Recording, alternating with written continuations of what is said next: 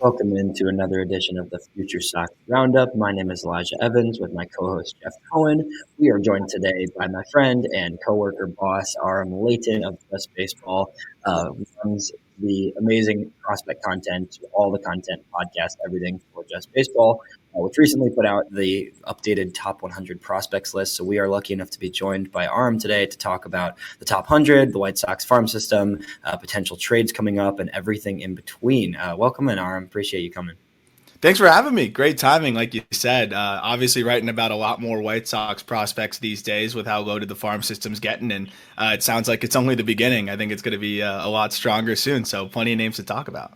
Yeah, we're definitely feeling the same way. We're fired up right now. You know, every week we talk about prospects here with Jeff and I. We go through kind of the farm system and talk about guys that are performing. And we find ourselves every week right now, like there's a lot of guys performing. This is not what it was when we started doing this, you know, last year, a year and a half ago, right? Like every single week, there's guys where we're like, this guy looks great. And that is something we're not used to. And it's something that makes it a lot more bearable when you have the worst team in Major League Baseball as well. So we're pumped. We're excited for the future. Your top 100 came out on Monday, this past Monday, the 3rd, and 5 White Sox in the top 66 prospects. I know you've kind of already been higher than the consensus on a few of the guys in the White Sox system, particularly Drew Thorpe, Jairo Iriarte, and Edgar Quero.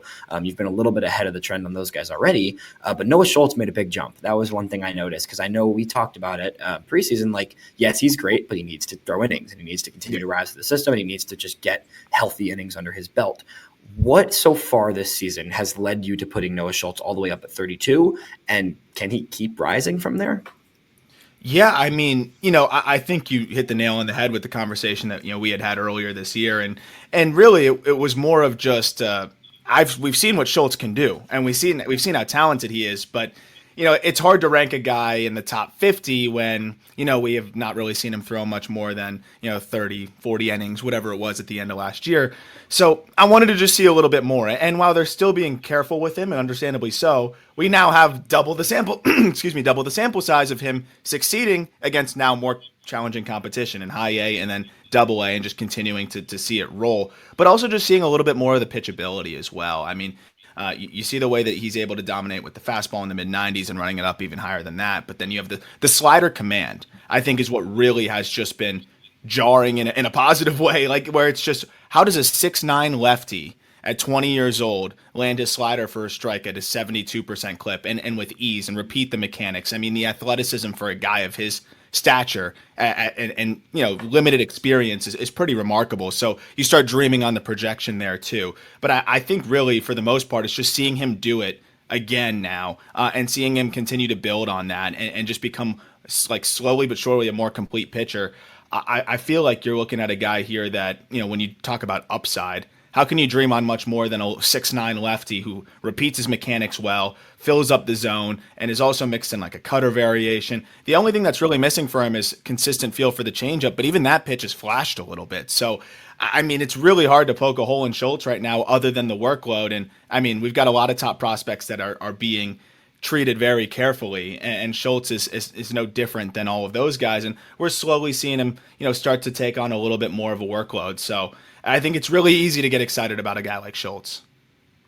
Jeff, have you noticed that slider command? Because that's something I noticed. I know you got to see him in Winston in person this year. Is that something you kind of noticed? Because I've picked up on that just watching him, that the slider command is stronger, and then the pairing with the cutter as well.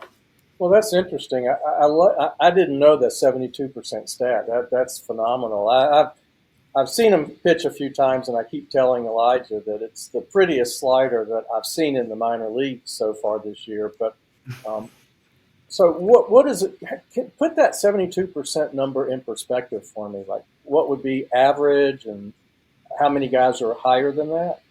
That's a great question. I mean, generally speaking, I think most guys, especially at the lower levels, are going to be hovering around, and I'd say average like 63, 64% strike rate on that slider. Then you factor in that it's Noah Schultz who throws hard and is 6'9", and players of like his archetype, pitchers of his archetype, I would venture to say that they're usually below 60% and trying to work on that and trying to find that. So to have that kind of length, to have that delivery and still be able to locate it that way, and you mentioned it too, like it's got a lot of movement. So to have that much horizontal movement and still be able to consistently locate it, I think it's pretty rare. But to answer the question directly, I'd say low to mid 60s. But then when you Wow. again look at the archetype of Noah Schultz, it'd be even lower than that for most Yeah. players that are, which is very few, small bucket of players, but that are of his archetype pitching wise. Yeah, it's pretty impressive stuff. Like we harp about it every single week. Like this guy's doing stuff that just is unbelievable. The last question on Schultz here, like 32 right now in your top 100. If he is to keep this level up, let's say he can get to right now, he's making 4 innings a start. Like they're pretty much capping him at 4 innings. He hasn't gone above 4 innings at all. He hasn't come back out for the 5th once this season. At the end of the season, let's say he's making 5 inning starts and he's pitching at the same level right now. Top 20? What are we thinking there? I mean, it's pretty hard to say that he would be anywhere below that, because you look at kind of some of the graduations, but just comparing him to his peers, right? You look at the pitching prospects across the board.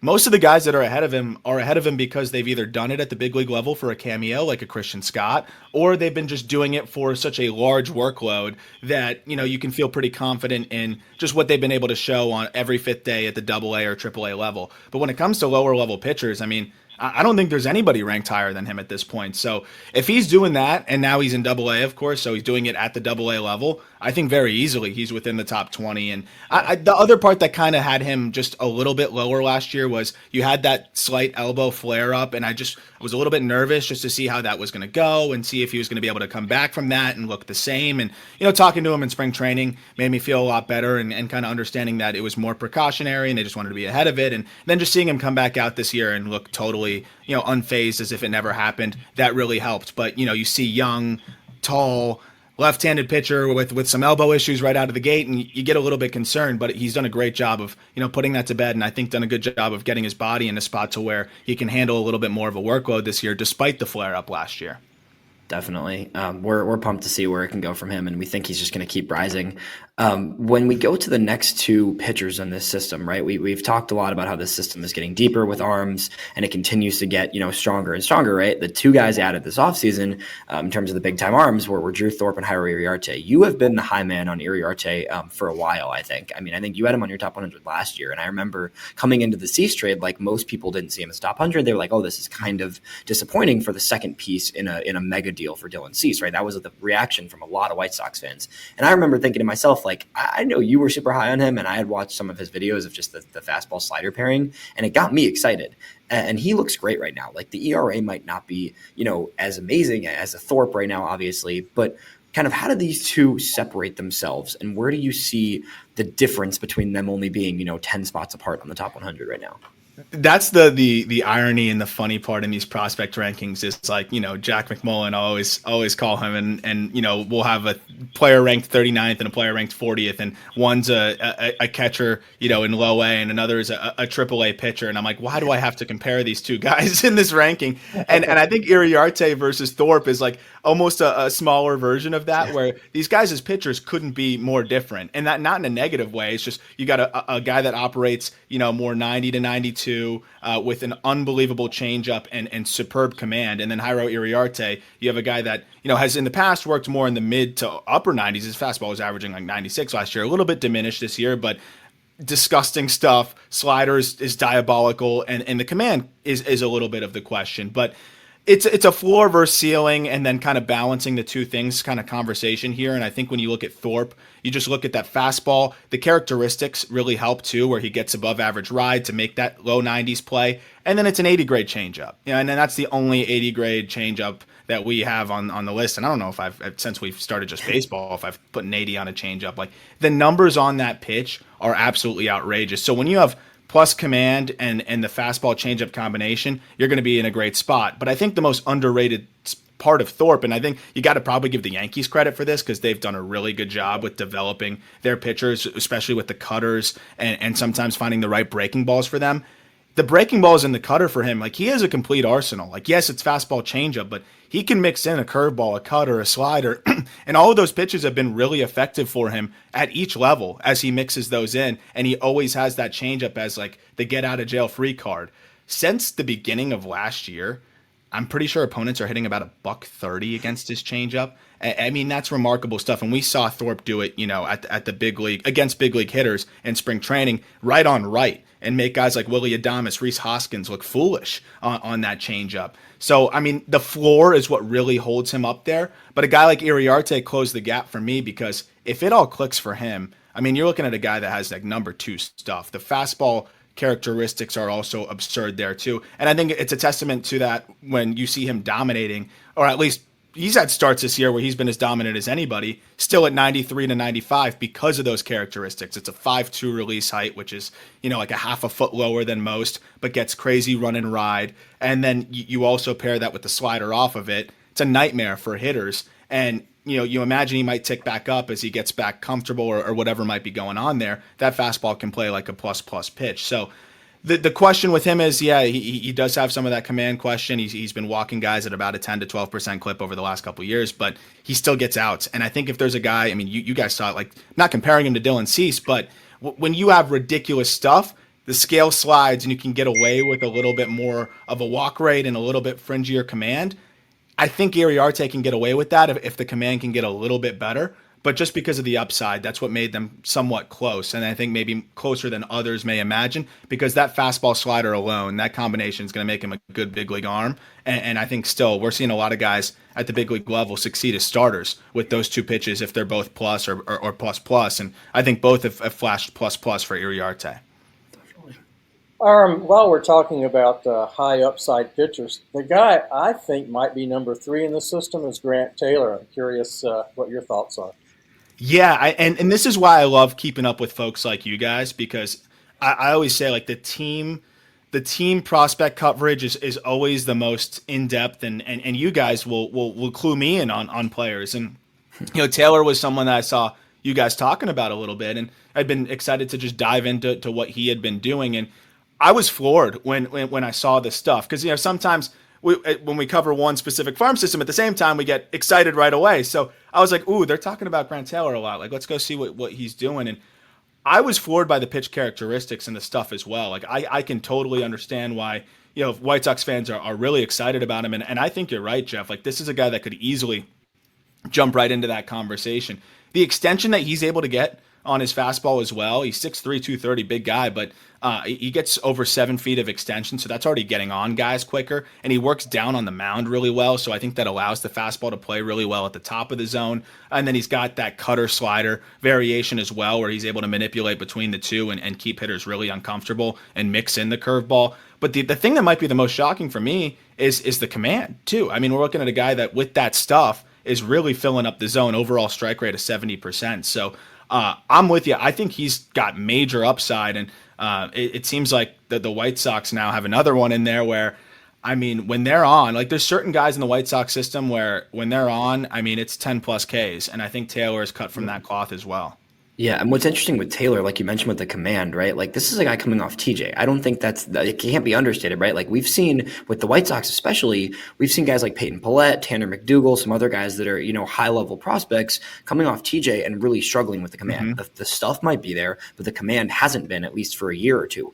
This is Taylor's first 3 professional starts, and he has 19 strikeouts and 1 walk. Like, this isn't like, oh, he can command a little bit. Like, he's coming off of TJ and already has really good command of impressive stuff, right? Like, it's advanced and it's gonna get better. Like, we knew he was a potential first rounder coming out of LSU before the injury, right? Like, he was in a rotation that was supposed to be, he was supposed to be the guy right behind Paul Skeens, right? Like, this is a guy that is elite, and we know he can be, right? But seeing it this immediately coming off his injury is really encouraging for what the future holds for him. I agree 100%. And honestly, to the point of the Tommy John thing, and a lot of guys will say sometimes they don't feel like themselves until 2 years after to really get their body back and have that feel for their body again.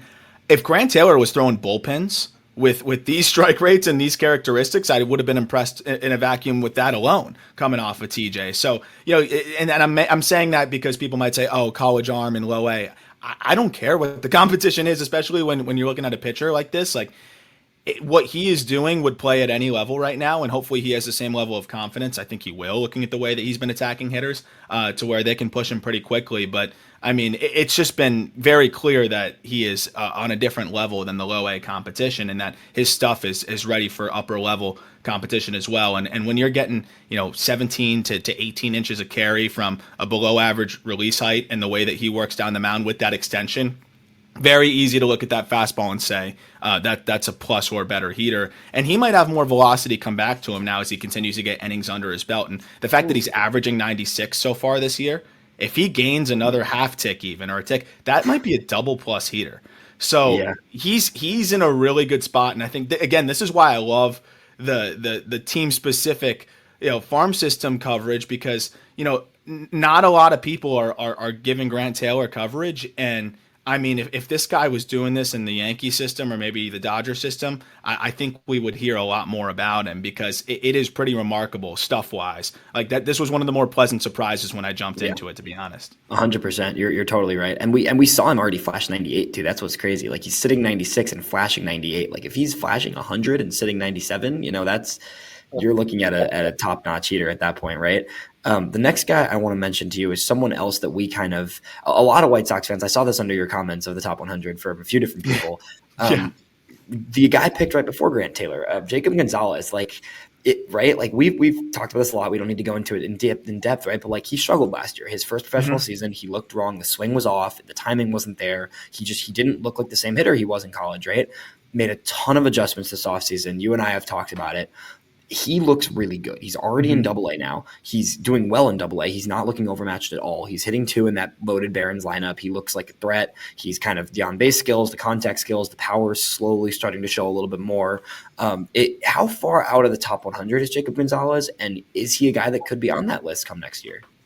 Not far at all, and he absolutely is a guy that could be on that list. Honestly, it was just I wanted to see a little bit more just with the swing adjustments, and me, Elijah, like the one, there's nothing I love more than diving into hitters who have made changes and how those changes have helped them. And Jacob Gonzalez is one of the best examples in the minor leagues this year. I think of a guy that entered pro ball with a swing that just wasn't going to play, and I think he found that out very quickly. And props to him to be willing to make that change immediately. A lot of people would say, hey, it was just my first pro season. I was tired from college. I'll get right next year. Comes back with the same swing, and now you're trying to find it in the middle of the season, and you almost have a lost year. It happens a lot. But we're seeing some guys, and I think Gonzalez, a big reason why teams liked him and the White Sox liked him was the makeup and the way that he goes about his business. And I think to see him make that change, I mean, the swing before, the setup put him in a really tough spot. He was very in his quads versus more into the backside. Now, it was really hard to control that lower half. You could see him really get drifty, and it would be hard to really have the best path and tap into power. It was affecting him in a lot of different ways. And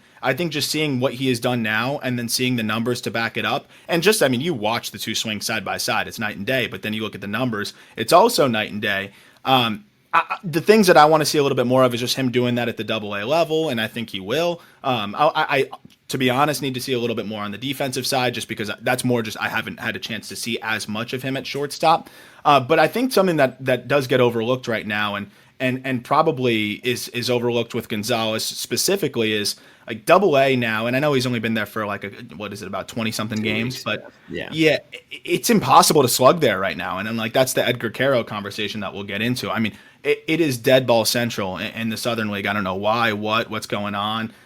You could say that the numbers are down because of the Birmingham staff, but unfortunately you can't credit them for all of that. So there's some weird stuff going on there, and I think for the guys that are average power guys, it's going to really rear its head for those types, because they all count the same. If you hit a ball 50 feet out versus you hit a ball 15 feet out, it's a home run. But if you hit a ball 15 feet out before and the balls are not carrying the same way, that's a fly out, versus the other guys are still going to get their home runs. So I've seen that a little bit. It's in Double A, I think, with Gonzalez, and honestly, I think that's something that should have been considered a little bit more. But he's definitely right in the conversation there. I just want to see him do it, for probably at least like 30, 40 games in Double A, and then I think I could really start to feel excited about what he's doing, and feel excited about what he can bring to the table. I'm just worried that there's a little bit of a tweener aspect to him where the power is still, looking fringy at this point. The hit tool is good, but at shortstop, you're going to either want to be a plus hitter,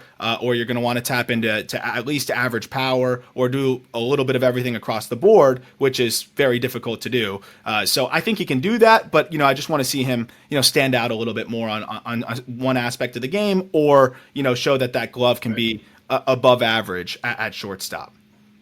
Yeah. Well, that leads to another interesting question, and that's Colson Montgomery, because at some point, he's going to be in the big leagues, and hopefully Gonzalez will be in the big leagues. And are we talking about, second base, shortstop pairing, or does somebody slide over to third? You got Ramos to consider too.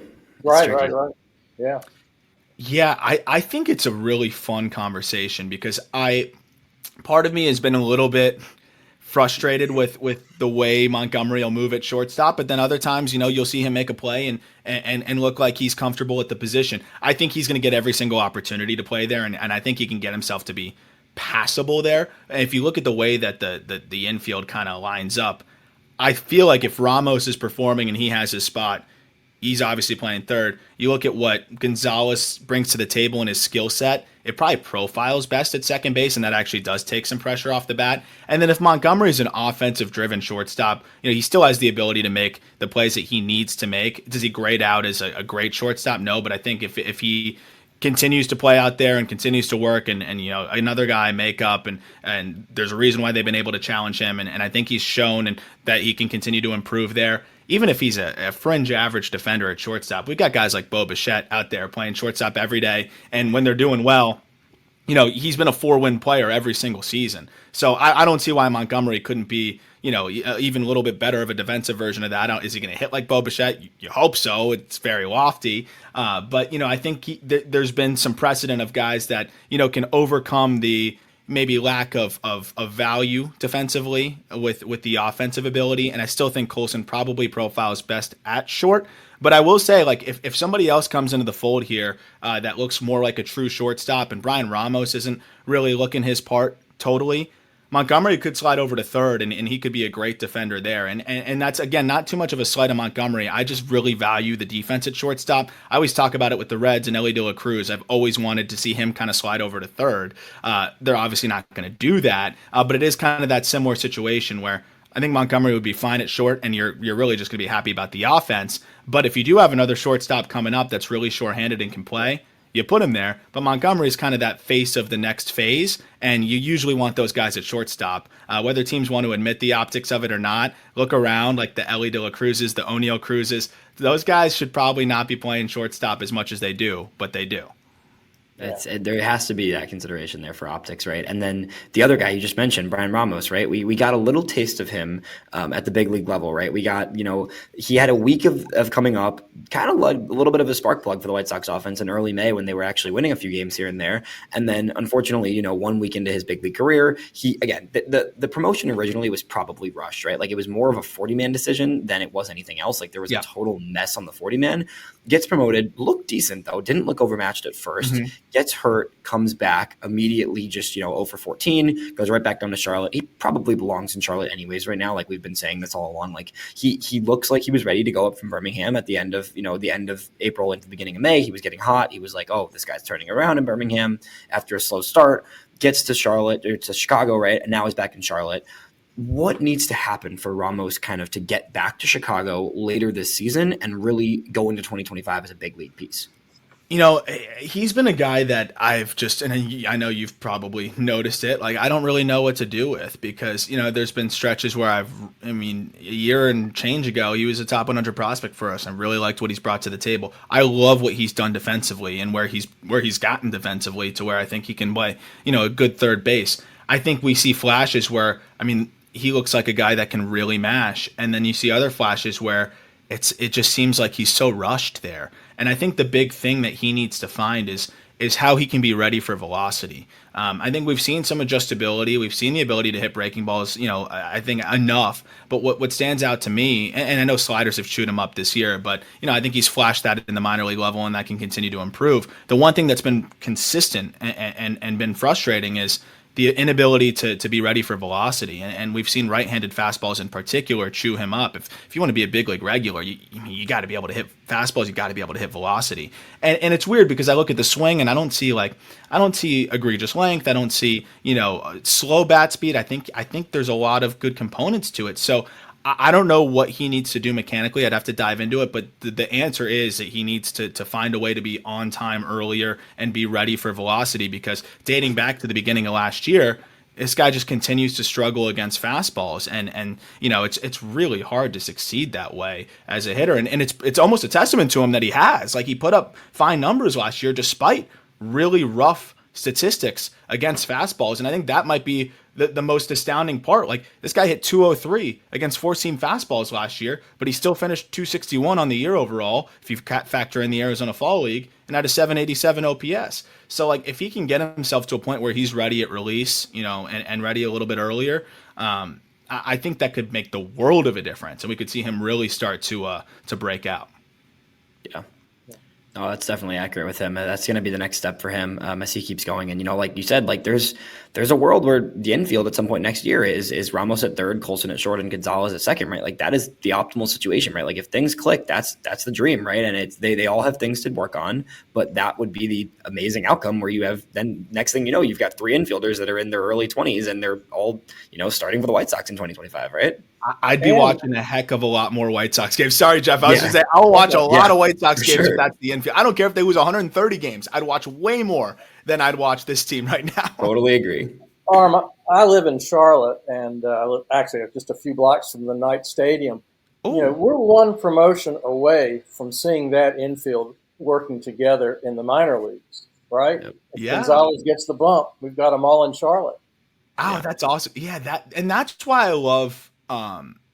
love these like rebuild stretches here. And I know White Sox fans, the White Sox fans listening to this are understand it and are excited about it. But like, when you see these groups coming together and climbing up through the minor leagues together, I used to think a little bit like, I think fans kind of are like, we all want to pretend that they enjoy spending time together and they like climbing together. No, a lot of the time they really do. And the more players I've talked to about this, like, it is really valuable for them to make that climb together and be a group together. And I think for the promotion of minor league baseball too, like the White Sox fans that are excited for the future, like having that group in AAA in Charlotte, which by the way is also one of the best, AAA spots I think that you got, or minor league spots period. But like, just to have that excitement there and then have those guys potentially on a similar-ish timeline, I think it just has to be good for White Sox fans. It has to be good for that group of players, because let's be real. If the White Sox are going to be good in a few years, it's going to be because of most of those guys. Not all of those guys have to hit, but it's going to be because of those core of players doing well. But Jeff, I don't know if you're going to the park over the next couple of days, but the only thing I ask you root for is my buddy Griffin on the Jumbo Shrimp. But you can root for Charlotte for everybody else. Yeah, it's a great time down there in Charlotte. I got to go there a few years ago. It's a blast, and I'm excited to get out there and catch some games with Jeff in the near future. Two more things briefly here. The last thing in terms of just prospects, right? Is there anybody else we didn't mention? Because I know you're going to be getting to the White Sox top 15 at some point, and I've been going through and trying to start making my top 30 for the midseason, and it's hard. Like, it's a more difficult situation to make a top 30 right now than it ever has been for the White Sox, because there's a lot of depth. Is there anybody else that is kind of on your radar that you're just kind of taking notice of, or you have your eye on within the farm system beyond all these top guys that we talked about? Yeah, that's a great question, because, I think the White Sox are in an interesting spot where, because of the trades, they have a lot of guys and that are, we're very aware of, and the upper minors. And then, on the other side, you got some guys in the lower minors that maybe we just don't have as much, on and don't see as much of. And then there's not a ton in between.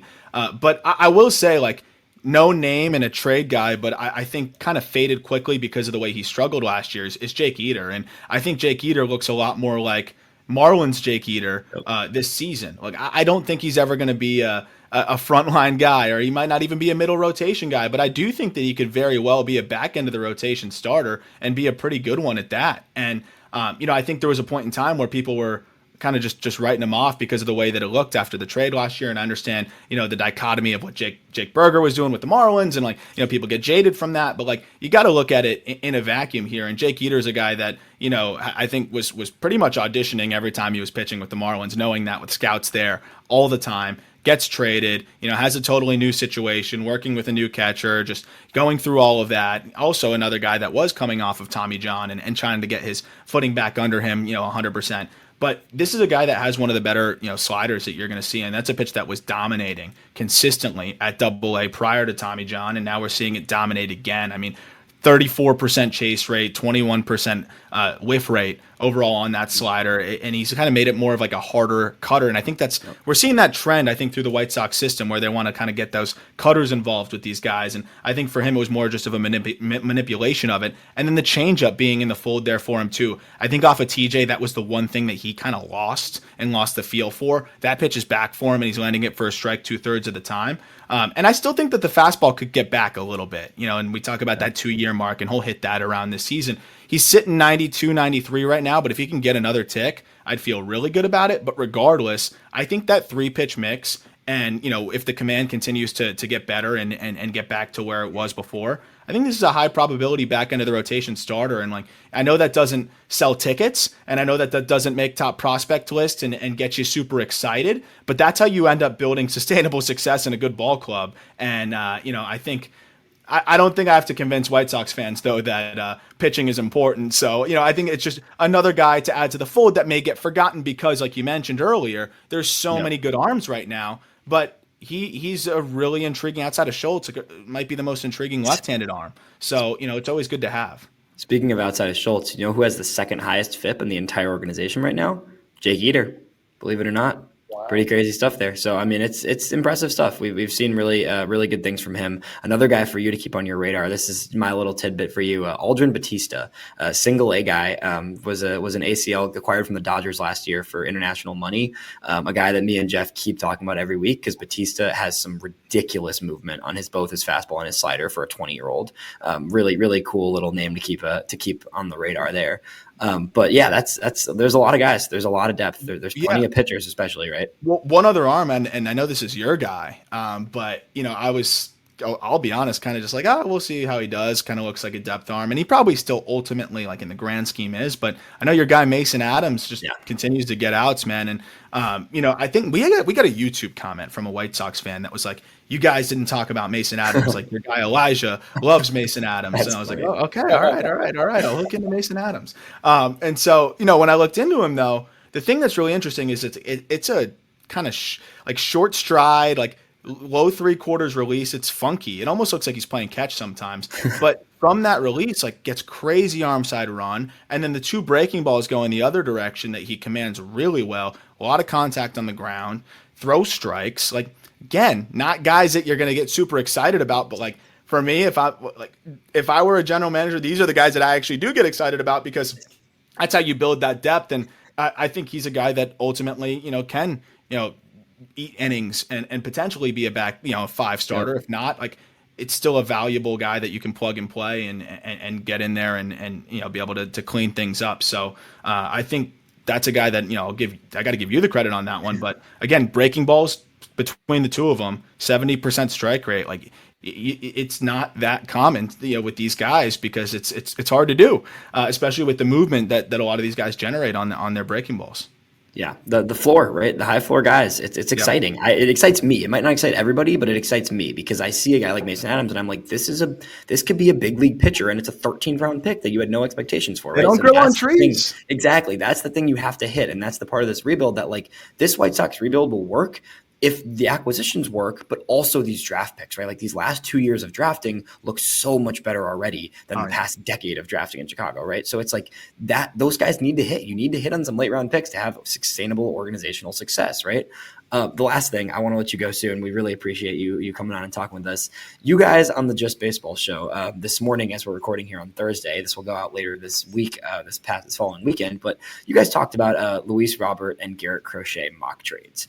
The White Sox, right now as is, are already pushing the boundaries of a top 5 system in baseball with all these guys we just talked about.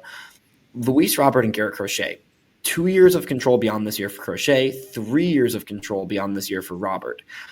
Like, what are some players or teams? We'll start with teams. Like, who are the teams that can make these deals, and just how much can that kind of take the system to a whole nother level?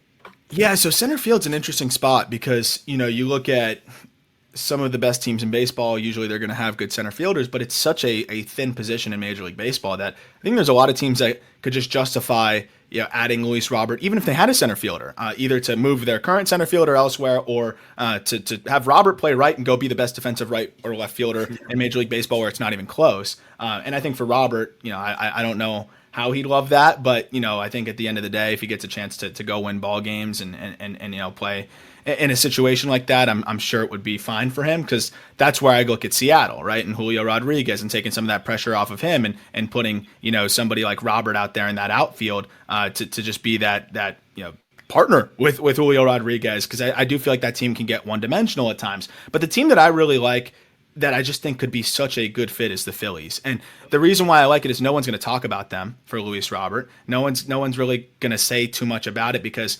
that's how Dave Dombrowski likes it. But Dave Dombrowski is notorious for being aggressive and depleting farm systems, to be honest. But he also has 2 World Series titles to show for it. So he has not been that aggressive for his standards the last 2 years. The Phillies farm system has never been stronger, or not never been stronger, but in the Dombrowski era has not been stronger. It's been very weak for several years, and now, I think with good drafting and some development, they've got several prospects I really like. And yes, it would take most of their top guys, but the Phillies could pull it off. I think, of course, White Sox are going to ask for Andy Painter. I wouldn't be shocked if Dombrowski was willing to do it if they're the best team in baseball and they're desperate. But I still think that the Phillies could put together a really competitive package without Andrew Painter. When you look at what Aiden Miller's doing, it looks like one of the better young bats at the lower levels and is an absolute monster offensively. You look at a Starlin Caba, who's one of the best defensive shortstops at the complex, and I think at the lower levels, period, a switch hitter who's really talented. Justin Crawford, son of Carl Crawford, who, I think is close to the top 100 list for us, is on a lot of other top 100 lists, hits the ball really hard, can absolutely fly. It's just about elevating more. Like, those are all exciting pieces. McAble can get floated in there as well. And you look at the Phillies, I mean, center field's the only thing they're missing, I think, from being right on par with just about anybody in Major League Baseball. And I think they're already just about there anyway. So I think that's the underrated one, and I think that's a trade matchup that really works, because you mentioned wanting the bats.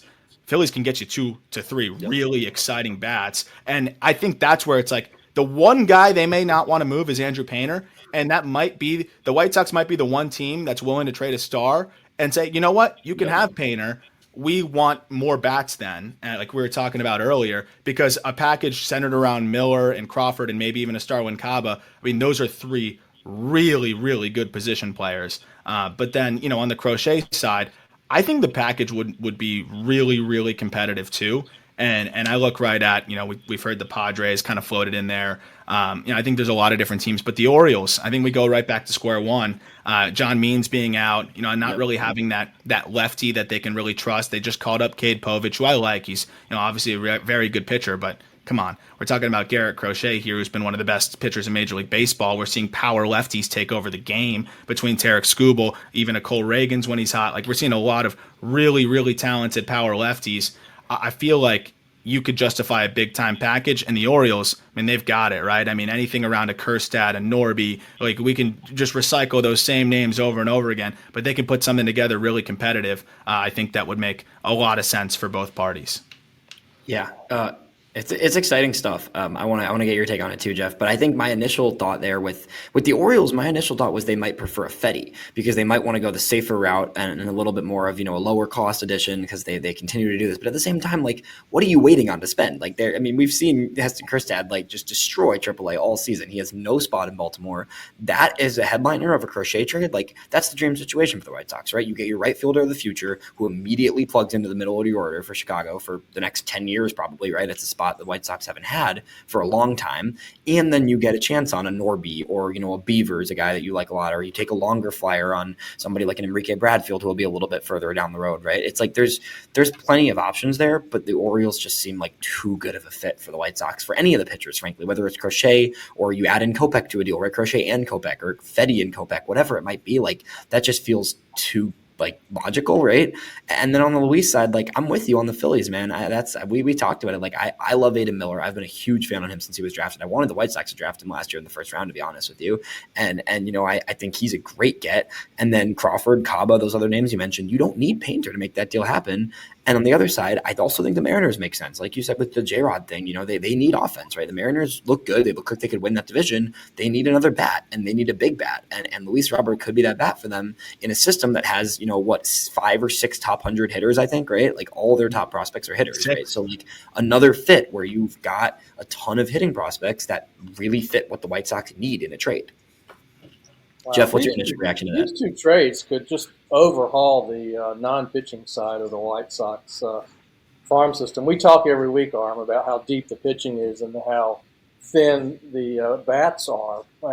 But I got to say, even though this is a prospect show, I can't get past thinking about what Luis Robert would do in that Phillies lineup. My God, what a lineup! Yeah. And you're right. If anyone would do that, it would be Dave Dombrowski, right? That's just classic move of his. So that's really interesting. And it's also, Elijah, that's an interesting idea that maybe the Orioles would rather have Fedde, which means, you know, Crochet stays with the White Sox or gets flipped for some, you know, to yet another team. I mean, wow. Yeah, and that's the thing, right? Like everybody needs pitching. Everybody's gonna need pitching. That's the trade deadline. That's the MLB right now, right? Like that's just baseball. So it's you know, somebody's gonna pony up. And I think, Aram, would you say it's like, is this the right time to sell Crochet? Because I think it is, right?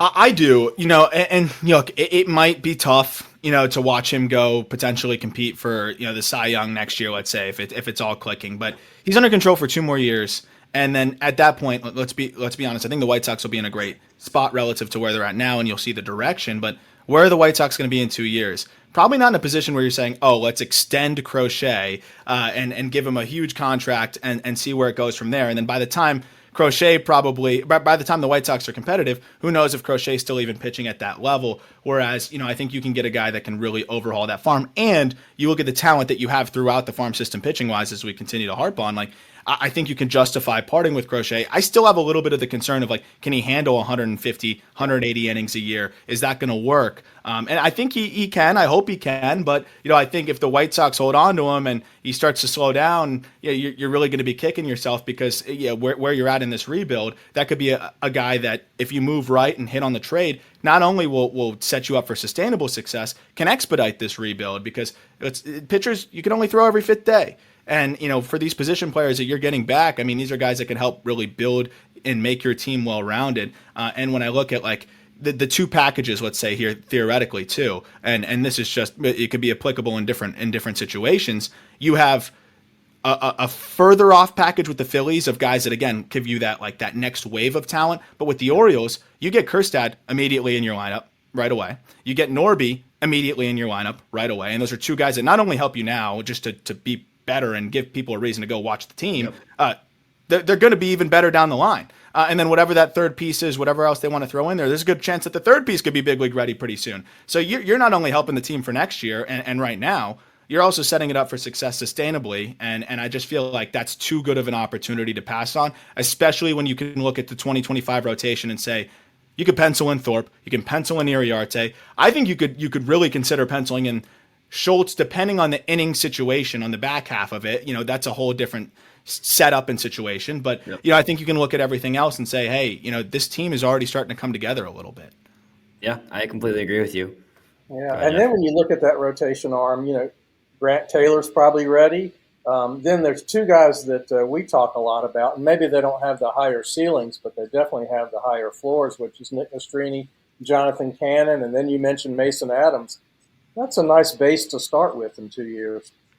100%. Yeah. And you just have a bunch of options, too. Like if Nastrini's struggling, then you go to Adams. If Adams is struggling, you go to Cannon. If all those guys are throwing pretty well, then you've got a lot of pitching depth. So they've got bodies. And usually these rebuilding teams don't have warm bodies who can throw strikes and get outs. So, you know, I think that's a big part of it. And then the last thing I'll mention is I think people might be surprised at the Eric Fedde return because the fact that he's also only owed $7.5 million next year, I think teams are going to be very excited. So, like, if you don't end up making that move with the Orioles, let's say, to trade a Crochet, Eric Fetty might be able to get you one of those guys if packaged with Kopech, where you might be able to, maybe not a Kerstad, but you could get a Norby and some others. And again, that's another guy that ends up helping you sooner rather than later. But I think the Fetty signing was phenomenal. And the way that he's pitching now with a year at $7.5 million next year, like we're watching guys like Kyle Gibson, get $13 million, $12 million, almost half of that for Eric Fetty. Most of these teams are a little bit, nervous to give anything up substantial for a rental pitcher because how many times is he going to pitch for you? But when you know that you have another year after this one, even if the team fizzles out and doesn't make the playoffs, it becomes a lot more palatable to part with a key piece. And I think that's what's going to happen with Fetty. Again, I think people are going to be surprised at what the White Sox may be able to get with an Eric Fetty. Yeah, and I get why people are frustrated because the team is rough, but you got to give Chris Getz some credit, right? Like, you got to tip your cap a little bit, right? That's a great signing. There's some other moves that have been good. The Crochet move to being a starter was risky, but it's paying off dividends clearly already. The Kopech going to being a closer, like he struggled a bit lately, but like he still looks way better in the bullpen. There's a lot of pieces that you're going to get value from now that you may not have seen in that same role or style or fit, whatever, before this season. So it's an exciting time. I think this deadline is, nobody wants to hear like let's focus on 2026 necessarily, but like let's focus on 2026. Like this core, like we talk about, like this could be a really good team in a few years and start to, like, it's not this year, it probably isn't next year either, but like beyond that, you're going to start to see signs of a solid core and a really good system, and this deadline can just enhance that even further. That's all I got for you, Aram. We cannot thank you enough. I could talk prospects with you for another 2 hours if I wanted to, but we really appreciate you coming on. This was some great insight and good to just hear kind of all your takes on where the system is at. No, thanks for having me, and I'm sure we'll be due for a circle back when you guys load up, when the White Sox system loads up and becomes top three, or maybe one of the best in baseball. So I'm excited to see what they do and see how they load up the system. And Jeff, if I'm ever in Charlotte, I've been wanting to catch a game out there. I'll let you know, especially when they load up. I will be out there, so I'll let you know. I tell you what we'll do, Aram. Not only will we go to Charlotte, but we'll go down the road to Kannapolis, and you'll get to see some good young prospects as well. Oh, heck yeah. I didn't even know it was that close. Yeah, 20 minutes. Oh, that's awesome. All right, Jeff gets to see both all the time. It's great. We'll make that happen. Awesome. Thank you so much, Aram. We really appreciate it. Thanks.